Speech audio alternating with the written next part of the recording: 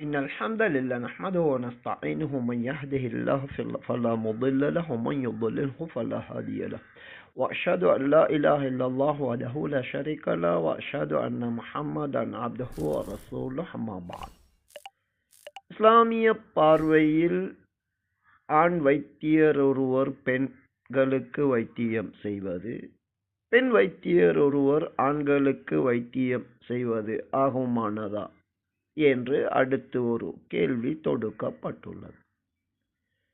இஸ்லாம் என்பது அனைத்தையும் அறிந்த அல்லாஹ்வினால் தரப்பட்ட வாழ்க்கை முறையாகும்.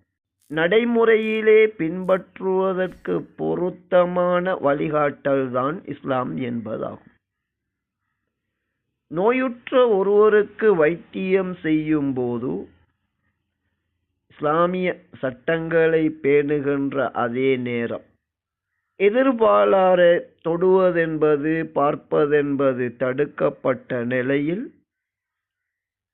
ஒரு ஆணுக்கு வைத்தியம் செய்வதற்கு ஒரு பெண்ணை தவிர வேறு வைத்தியர் இல்லை என்ற நிலை இருக்கும் என்றிருந்தால், அதே போன்று நோயுற்றிருக்கின்ற ஒரு பெண்ணுக்கு உடனடியாக வைத்தியம் தேவைப்படுகின்ற நிலையில் ஒரு ஆணை தவிர வேறு வைத்தியர் இல்லை என்றால், இது போன்ற இக்கட்டான நிலையில் எதிர்பாலாருக்கு வைத்தியம் செய்வதை அல்லாஹ் அனுமதித்திருக்கின்றான். சஹீஹ் புகாரியிலே 5679வது இலக்கத்தில் ஒரு ஹதீஸ் இருக்கின்றது. இமாம் புகாரி அவர்கள் இந்த ஹதீஸை பதிவு செய்வதற்கு இப்படி ஆண் பெண்ணுக்கு வைத்தியம் செய்வதும் பெண் ஆணுக்கு வைத்தியம் செய்வதும் என தலைப்பிட்டு பதிவு செய்திருக்கின்றார்கள். அந்த ஹதீஸிலே என்ன இருக்கின்றது? ருபையா பின்த் முஅவ்வித் என்ற சஹாபியா பெண்மணி ரலியல்லாஹு அன்ஹா அவர்கள் கூறுகின்றார்கள், நபி அலைஹி ஸலாத்து வஸலாம் அவர்களுடன் நாங்களும் யுத்தங்களிலே கலந்து கொண்டிருந்தோம். அப்போது நாம் செய்த வேலை என்னவென்றால், எம்மை சார்ந்தவர்களுக்கு நீர் தேவைப்படுகின்ற போது நீரை அவர்களுக்கு வழங்கினோம். அவர்களுக்கு தேவையான உதவிகளை செய்து கொண்டிருந்தோம். அவர்களிலே உயிர் நீத்தவர்களையும் காயமுற்றவர்களையும் மதீனாவிற்கு நாம் எடுத்து செல்வோம். இவ்வாறான காரியங்களை செய்வோம் என்று இந்த ஹதீஸிலே காணப்படுகின்றது. யுத்தத்திலே பெரும்பாலும் ஆண்கள் ஈடுபடுகின்ற நிலையில் அவர்களுக்கு தேவையான இவ்வாறான மருத்துவ உதவிகள் உட்பட இப்படியான விடயங்களை செய்வதற்கு போதுமான ஆண்கள் இல்லாத நிலை வருகின்ற போது அங்கே பெண்களை கொண்டு இது போன்ற விடயங்களை நபி அவர்கள் செய்வித்திருக்கின்றார்கள். இதே போன்று சாதாரண நாட்களிலும் நாம் வைத்தியம் செய்வதற்கு ஒரு சில நோயாளிகளுக்கு உடனடியான வைத்தியம் தேவைப்படுகின்ற நிலைமைகள் இருக்கும். இப்படியான நிலையில் பெண்களாக இருந்தால் பெண் வைத்தியர்களோ, ஆண்களாக இருந்தால் ஆண் வைத்தியர்களோ அங்கு கிடைக்காத நிலைகள் நிறையவே ஏற்படும்.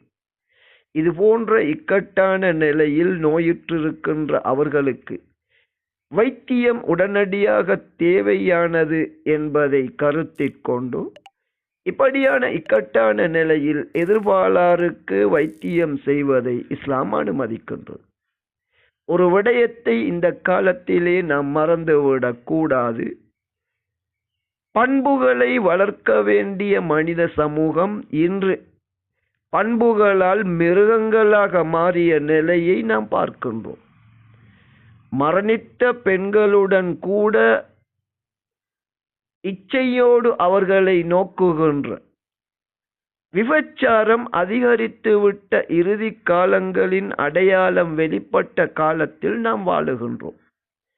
எனவே இவற்றை மனதிற்கொண்டு மிகவும் கவனமாக இருக்கின்ற அதே நேரம் தவிர்க்க முடியாத நிலையிலே எதிர்பாலாரிடம் வைத்தியம் செய்ய வேண்டிய நிலை ஏற்பட்டால் சட்ட ரீதியிலே அதிலே எந்த குற்றமும் கிடையாது. இதுபோன்ற நிலையிலே நபியின் காலத்தில் கூட இவ்வாறான வைத்தியம் நடந்திருப்பதை மேலே நாம் பார்த்த ஹதீஸிலே காண முடியும். எனவே இக்கட்டான ஒரு நிலையில் ஒரு முஸ்லிம் எதிர்பாலாரிடம் வைத்தியம் செய்ய வேண்டிய நிலை ஏற்பட்டால் அதற்கு அனுமதி இருக்கின்றது என்ற தடையும் கிடையாது.